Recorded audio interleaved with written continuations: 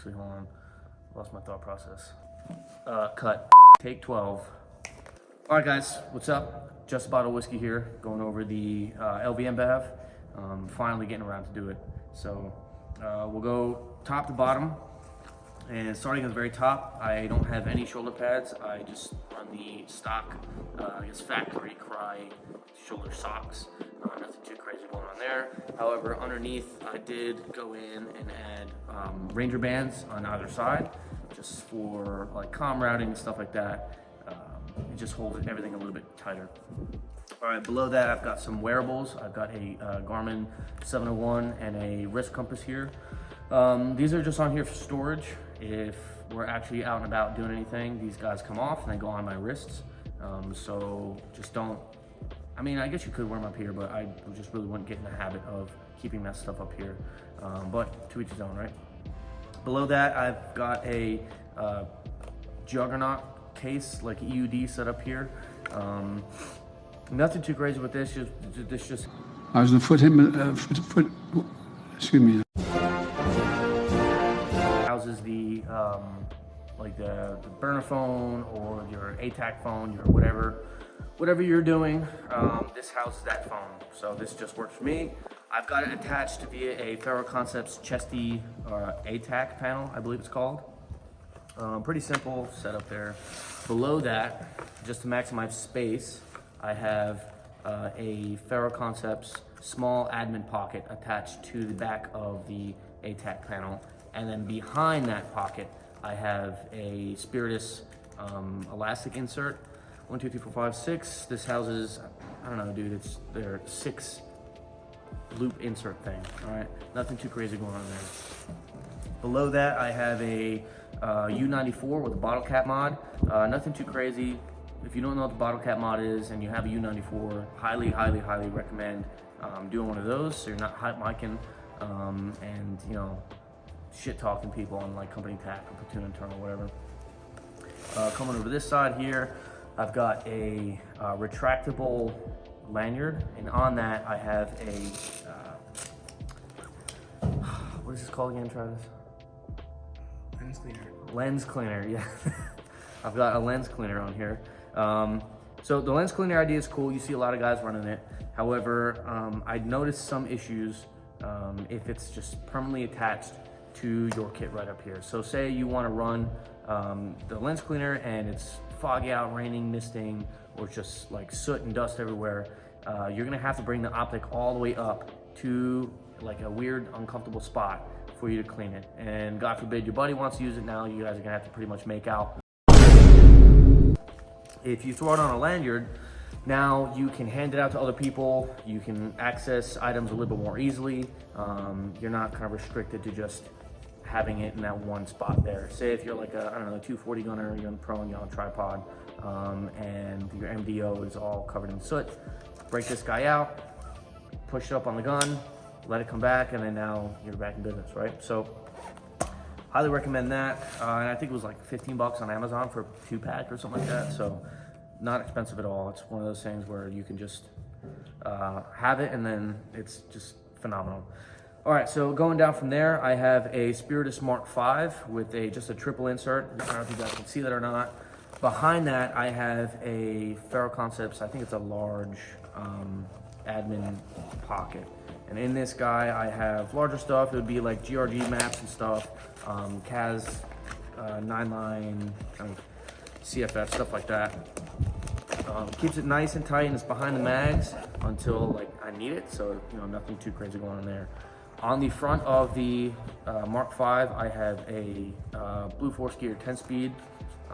This guy's cool, just for regular admin stuff. Dude, you can throw anything you want in here. So you want an extra mag, phone, just random shit. It goes in there and it's nice and compact, and it's also sturdy on the Mark V.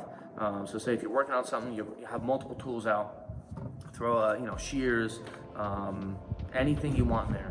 So highly recommend having one of those, just sticking it somewhere if you don't, if you have space to put it.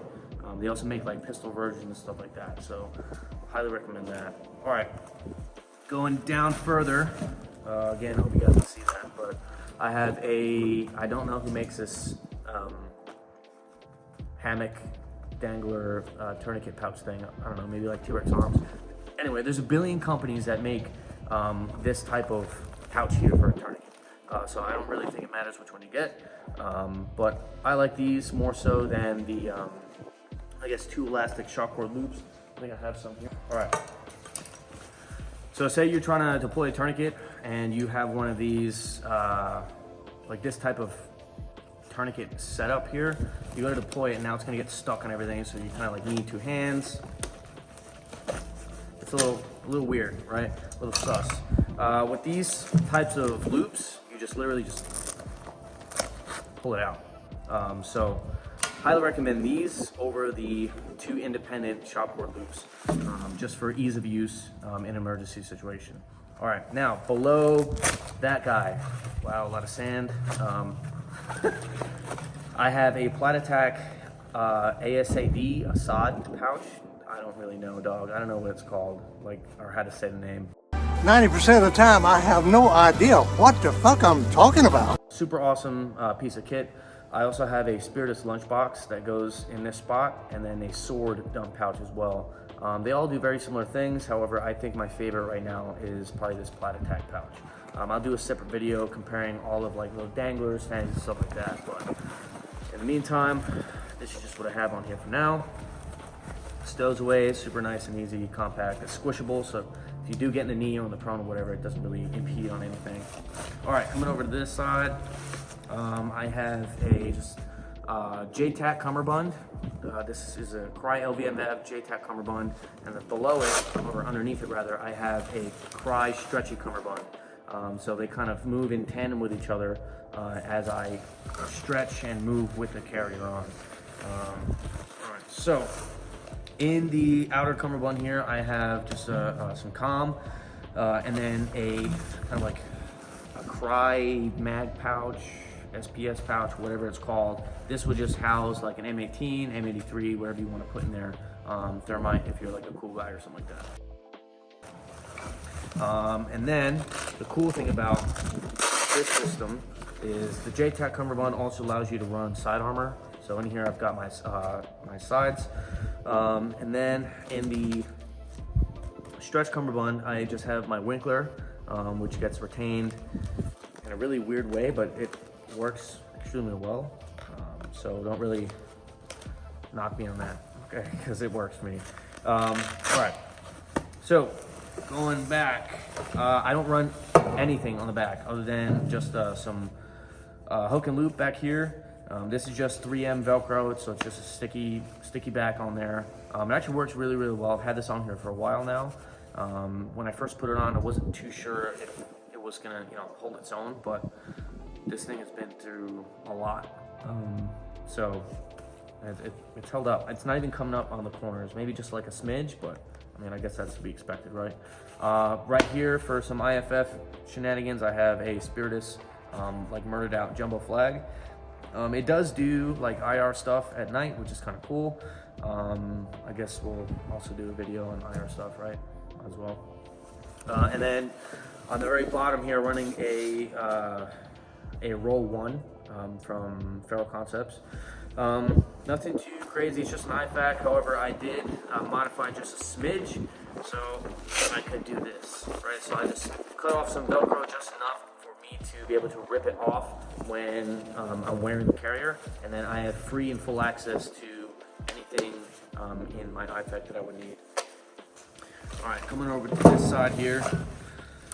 Nothing too crazy, again, just a JTAC Cummerbund. On the outside, I have a water bottle. If I don't have a water bottle, if I need to run like black gear in conjunction with the green gear here, I'll run the black gear there and then just put the water bottle in my cargo pocket. Nothing too wild. Little tidbit of information. If you are running a water bottle, which I mean I do because they're stowable, they're relatively compact, you can get them anywhere, and they fit in a lot of places. Just wrap it up in duct tape. It's going to do a couple things. Typically, a water bottle is going to be very, like crinkly, right? Like when you start squishing it around, it's going to make all kinds of loud, crinkly sounds. So the tape acts as like a little bit of a muffler for that, to just dampen the sound. I know it's a little weird with the sounds in here, but really can't hear much coming from the water bottle. Secondly, since it is on the very bottom of the, oh, look at that.